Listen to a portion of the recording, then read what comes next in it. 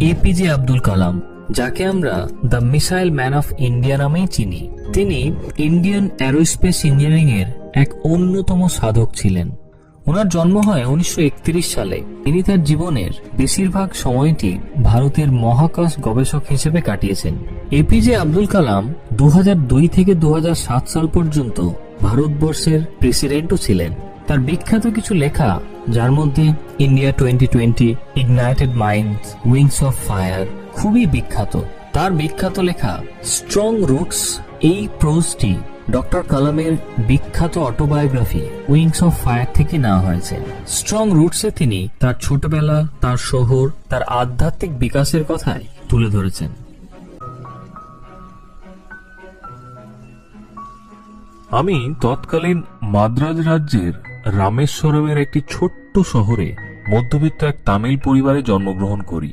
আমার পিতা জয়নালুন আবেদিন। তার পুঁথিগত বিদ্যা বা ধন সম্পত্তি না থাকলেও ছিল সহজাত জ্ঞান এবং আত্মার মহানুভবতা। আমার মা আসিয়াম্মা আমার পিতার আদর্শ সহধর্মিনী ছিলেন। আমার ঠিক মনে নেই আমার মা না জানি কত দরিদ্র মানুষকে প্রত্যেক দিন খাওয়াতেন। তবে এটুকুটা জানি, আমাদের পরিবারে যতজন সদস্য ছিল তার থেকে বেশি তো হবেই। আমার মা বাবা একজন আদর্শ দম্পতি হিসেবেই আমার কাছে গণ্য ছিল। আমার মায়ের অবশ্য বংশ পরিচয় যথেষ্ট মর্যাদা সম্পন্ন ছিল। সেই পরিবারের একজন পূর্বপুরুষ ব্রিটিশদের থেকে বাহাদুর উপাধিতেও ভূষিত হয়েছিলেন। আমি আমার মা বাবার বেশ কয়েকজন সন্তানের মধ্যে একজন। আমি আমার সুদর্শন ও লম্বা পিতামাতার ছোট্ট একটি ছেলে ছিলাম। আমরা ঊনবিংশ শতাব্দীর মাঝামাঝিতে তৈরি আমাদের পৈতৃক বাড়িতে বসবাস করতাম। বাড়িটি রামেশ্বরমের মস্ক স্ট্রিট নামে জায়গায় ছিল। আমার সহজ সরল বাবা অপ্রয়োজনীয় আরাম এবং বিলাসিতাকে চিরকালই এড়িয়ে চলতেন। কিন্তু তার মানে এই নয়, একটি পরিবারে যা যা প্রোভাইড করার প্রয়োজন তিনি সবকিছুই প্রোভাইড করতেন। ওই যেমন শিক্ষা দীক্ষার জন্য যা কিছু প্রয়োজন, ওষুধপত্র বা আদার্স আনুষঙ্গিক জিনিস। আমি বলতে পারি ম্যাটেরিয়ালি এবং ইমোশনালি আমার ছোটবেলাটা ছিল যথেষ্ট নিরাপদ। আমি বেশিরভাগ সময়ই আমার মায়ের সাথে রান্নাঘরের মেঝেতে খেতে বসতাম।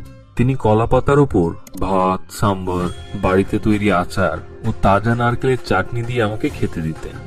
আমাদের বাড়ি থেকে 10 মিনিটের হাঁটা পথে রামেশ্বরমের সেই বিখ্যাত শিব মন্দিরটি ছিল। আমাদের এলাকাটি মুসলিম অধ্যুষিত হলেও সেখানে অনেক হিন্দু পরিবার ছিল, যারা তাদের মুসলিম প্রতিবেশীদের সঙ্গে সৌহার্দ্যপূর্ণভাবেই বসবাস করত। আমাদের এলাকার এক পুরনো মসজিদে আমার বাবা আমাকে সন্ধ্যার নমাজের জন্য নিয়মিত নিয়ে যেতেন। আরবি প্রার্থনার অর্থ না জানলেও আমি নিশ্চিত ছিলাম এই প্রার্থনাগুলো ঈশ্বরের কাছে পৌঁছাচ্ছে। প্রার্থনার পর বিভিন্ন ধর্মের মানুষ মসজিদের বাইরে বাবার জন্য অপেক্ষা করতেন। তাদের মধ্যে অনেকেই বাবাকে জল ভরা পাত্র দিতেন এবং বাবা সেগুলোর মধ্যে আঙুলের ডগা ডুবিয়ে প্রার্থনা উচ্চারণ করতেন। তারপর সেই জল বাড়ির অসুস্থদের জন্য নিয়ে যাওয়া হতো। আমার মনে আছে, লোকেরা সুস্থ হয়ে ধন্যবাদ জানাতে এলে আমার বাবা মৃদু হেসে তাদেরকে বলতেন দয়াময় আল্লাহকে ধন্যবাদ জানাতে। রামেশ্বরম মন্দিরের প্রধান পুরোহিত পক্ষী লক্ষণ শাস্ত্রী আমার বাবার খুব ঘনিষ্ঠ বন্ধু ছিলেন।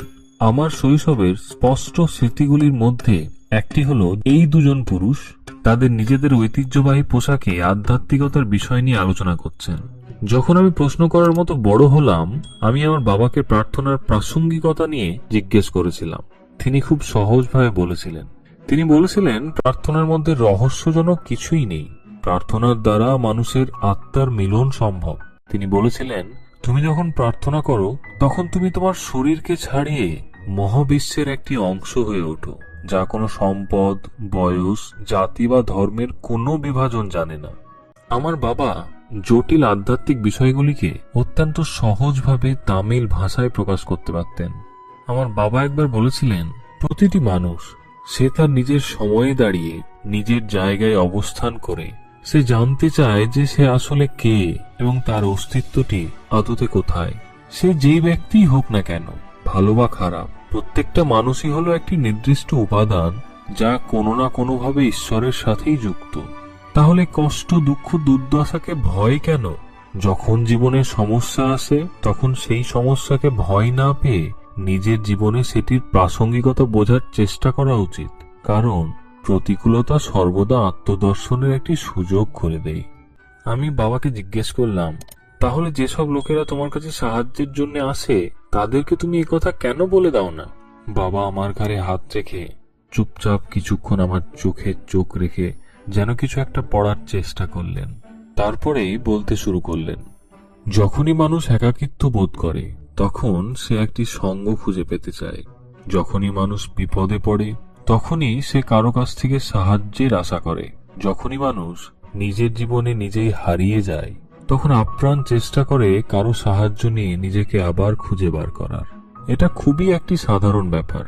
মানুষ দুঃখ কষ্ট যন্ত্রণায় থাকলে সেখান থেকে মারিয়া হয়ে বেরোতে চায়, তারা একটি সাহায্যের হাত খোঁজে।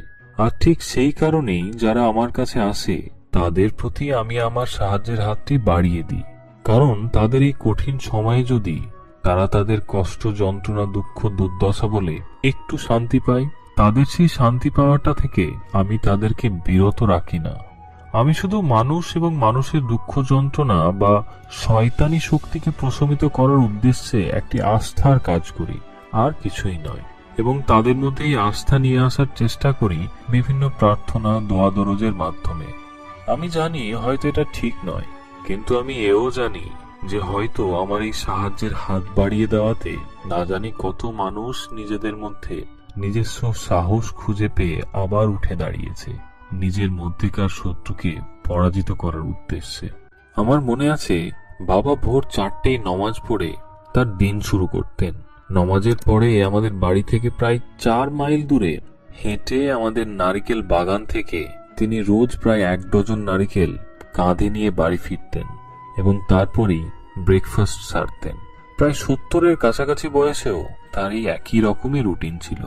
আমি আমার সারা জীবনের বিজ্ঞান ও প্রযুক্তির জগতেও বাবাকে অনুকরণ করার চেষ্টা করে গেছি।